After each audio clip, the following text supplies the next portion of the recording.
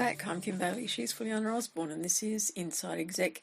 We're continuing our discussion with Mark Herschberg, and this week we're going to hear about his book, The Career Toolkit, and also about the app, the Brain Bump. Just reflecting on when you said about networking internally is even more important, I agree. And I agree even more so when we describe in this case study it's hostile or toxic. I think when you're in that environment, it's very tiring. It can be very, depressing. And therefore, you might accidentally become a bit too cynical and think everybody's like that. By networking, rather relationship building with the people internally, you can differentiate. Not everyone is like that. There is some people who are decent, ethical, well-behaved people, and I want to be one of them as well. And you're not only helping yourself, you're helping them. Because if everyone sits there in isolation and feel I'm the only one, it's me against the rest of the company. Yes. When you reach out, when you form these coalitions and find other peers, you don't feel alone and they don't feel alone, and everyone is better off. That's been really helpful for us. Yes. I'm now going to go on to the Brain Bump app. Yes. That's the last time I'm going to say it. And you're going to tell us about this app, Mark. One of the things I found from decades of teaching at MIT is that my students, as soon as the class was over, were done with the class portion, as they walked out the door, I could pretty much see all the information just falling out of their ears to be forgotten evermore. Right. I know when I read a business book, or even more generally a self-help book, you read it, you say, wow, there's so much great advice, and then we forget it all 2 weeks later. That's not helpful. When I wrote my book, I wanted it to be useful. I want people to retain it. And I recognize there's two modes of use that books and podcasts, classes, talks really aren't designed for. We have a disconnect because where you read information isn't where you need information. So let's look at the two most common cases. And I'll give examples from my book. I have a chapter on networking. Where do you read that? Probably when you're sitting at home. You're sitting on your couch. You know everyone in your house pretty well already. You might be listening to this podcast about networking while you're at the gym or driving. You're not doing a lot of networking in that moment.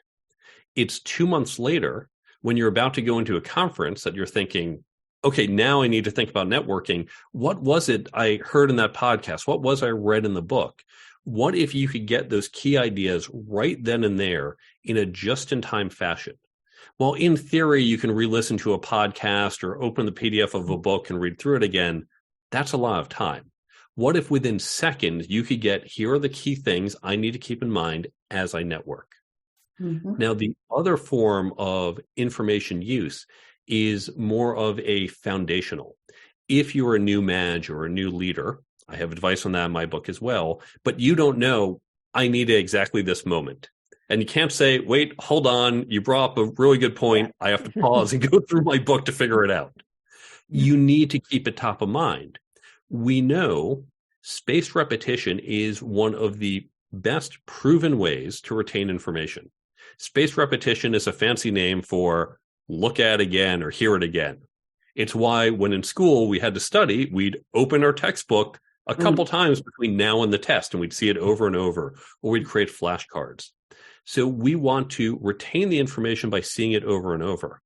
I used to take notes on my books, but I'd never go back and look at them again because it wasn't convenient. Brain Bump is a combination between a book summary app, a flashcard app, and a daily affirmation app. So it takes content, and the app is completely free, and all the content on it is completely free. It takes the key ideas from books, blogs, podcasts, classes, and talks, the type of thing you might highlight in a book, the thing you'd scribble down as a note to remember. Those are all put there in the app by the content creator, although later this year will allow you to add your own additional ones. When they're in the app, you can use it one of two ways, either in that just-in-time mode. So as you walk into the conference, you say, I'm going to open the app, and because all the tips are tagged by topic, think like hashtags, you pull up the networking tips, And there they are. Within seconds, here are the networking ideas. Just flip through them very quickly, and now they're top of mind. Or if it's more foundational, you say, well, I'm a new manager. I want to remember all these great management techniques. I want every day at 9 a.m. as I walk into the office, I want to get one of those reminders. It's like a daily affirmation, but with relevant information.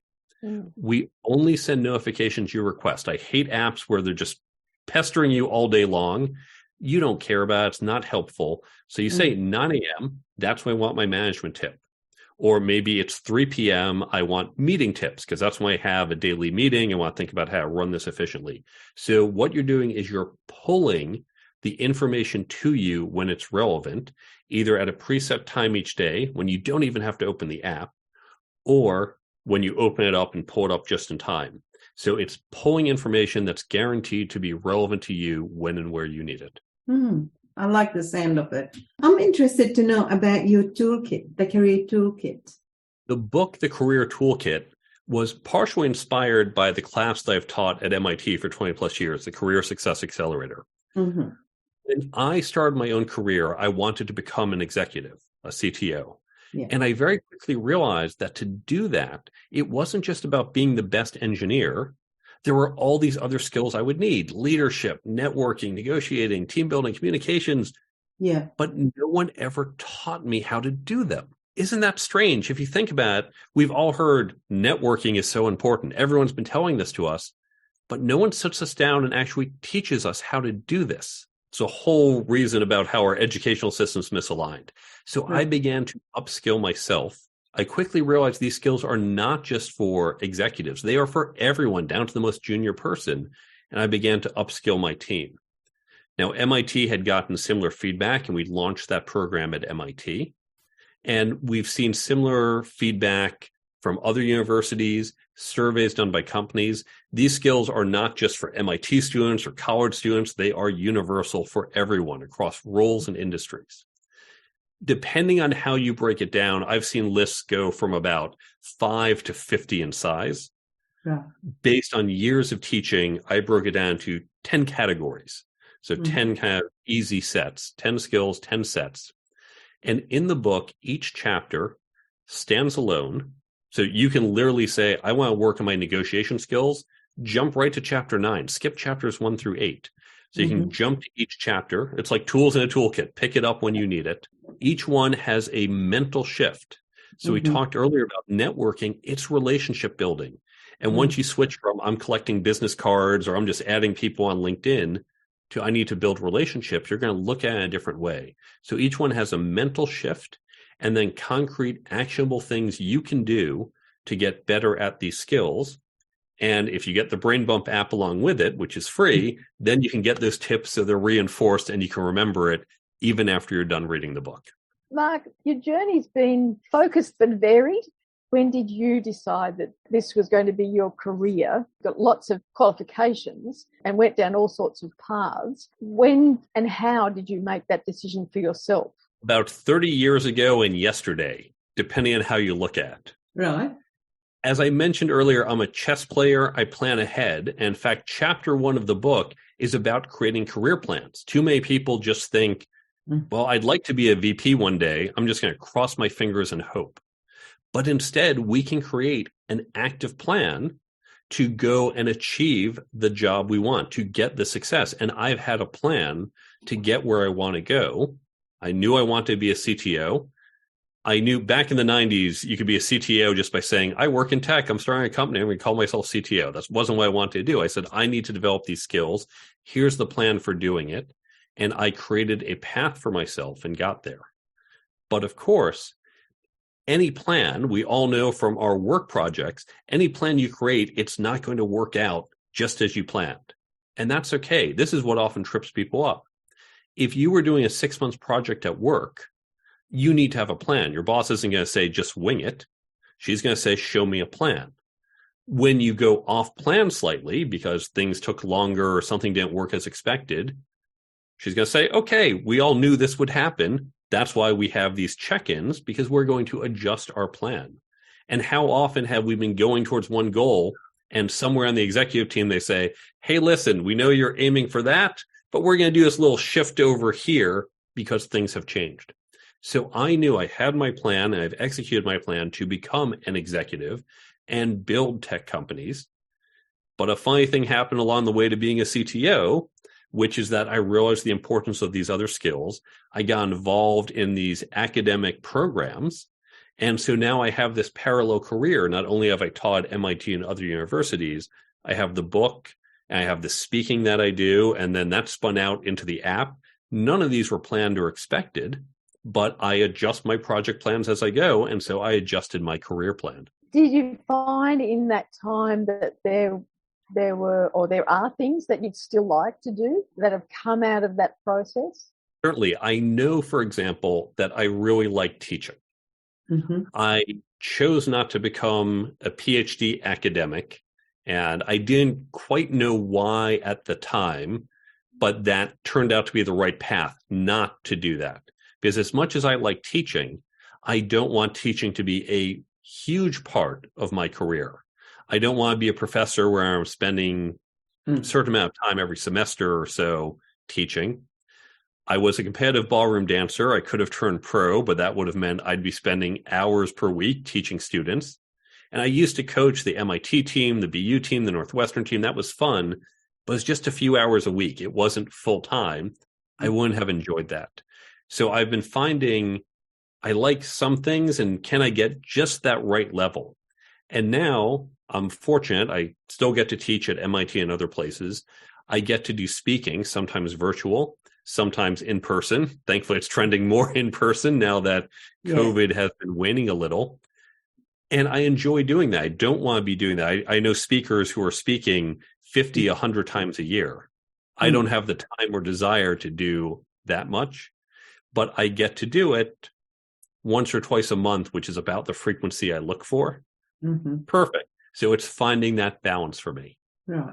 Looking forward, is there still things that you're working towards that you'd like to be achieving? There are some things I'd like to achieve. I'd certainly like to have an even bigger impact on the world, both with some of my companies and in my ability to help people improve their professional efficacy and find happiness and success. With Brain Bump, I think that has a long way to go. That I hadn't even thought about a few years ago until the idea came to mind. And then I thought it would be a side project. But as I see the potential, as more people talk to me about it, I think, well, I can't step away from it. I need that to keep growing. Meanwhile, I have another tech company that I'm doing, as well as some consulting, and then again, the speaking and other things. So it's just trying to squeeze more in and find the right balance. I haven't yet run teams of 500, 1,000 people. That might be fun to try. I tend to do tech startups. I tend to be earlier, so the team sizes tend to be single digits or lower end, double digits or lower end triple digits. Mm-hmm. I'd like to get higher end triple digits to try that. Now, all of that tells me that you're very driven. Yes. What do we do now for downtime, Mark? This is downtime. This is what I do for fun. The teaching is for fun. I've been on over 300 podcasts. This is fun for me. Okay. The talks and speaking, that's fun. So I really enjoy that. Obviously, as well, there's the Halloween party, the chocolate fondue party, and the other parties I throw. We haven't had many the last few years, but they should be picking up again. Spending time with friends, learning, reading, watching probably more TV than I should. Those things all keep me happy. That's great. It is about the balance. So it's just interesting. We have people who hear this snapshot of you and think, God, he gets all of this stuff done. When does he have time for what we would call a life? I'm glad to hear you say that this is what you enjoy, because it comes across in the way that you talk and the information that you're handing out. And so that then becomes easier for people to take on that idea that they can say, I enjoy working. I'm never going to retire. That's okay to think that way, because if you do, retiring is not something that you think about. When I think of the stereotype, the corporate man from the 20th century who would go into the office and it was just tiring and not fun. He'd come home at the end of the day and think, I hate my job. I have to do it. And I was thinking, this is such a core part of your life. Yeah. You're spending a third of your life asleep. During your adulthood, you're spending the biggest chunk of your time is at work. It's probably more time than you spend with your family. Yep. If this doesn't make you happy, what are you doing with your life? And I'm not saying every job I've loved, and certainly earlier on, I didn't have the options I had now. You had to take what you had. But as I've gotten more experience and had more opportunity, I've said, I want to do what I enjoy.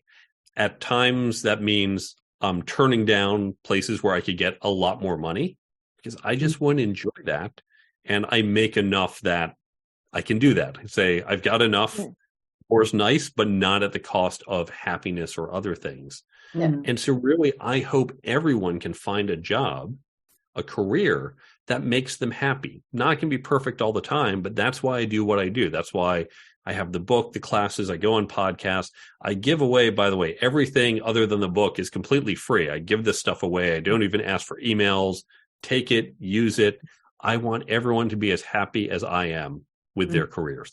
We can relate to that because we feel that some people look at us and say, why aren't you, how much money do you make out of this? But the happiness of what you do comes through for you and for us as well. And I think so many people are able to get information without having to subscribe as in financially or anything like that. And you feel good because other people are being helped, like somebody helped you in the past, sort of thing. Well, that seems like a very pleasant way to end our conversation today. Mark, we do thank you for your time and for your insights and your help with those case studies. We will certainly put the links to the book on the website and also to the Brain Bump app, which now I'm quite taken with. I think I'm going to need that, definitely. Thank you. Thank you both for having me on the show.